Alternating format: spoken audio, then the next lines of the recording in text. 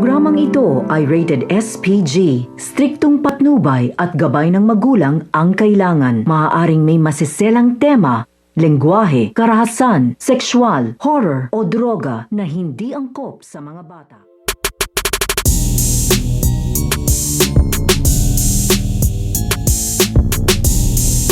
Ang pagbihag na gagawin nito nga ni Camilo dito nga kay Lily. Dahil ito nga si Camilo ay sumama na nga ito sa pagsugod ng Tapos Aguila at ito nga ni Presidente Oscar dito nga sa palasyo upang bawiin na nga dito ang pwesto nito nga ni Presidente Oscar dito nga kay Lily. At sa pagsugod nga nila dito nga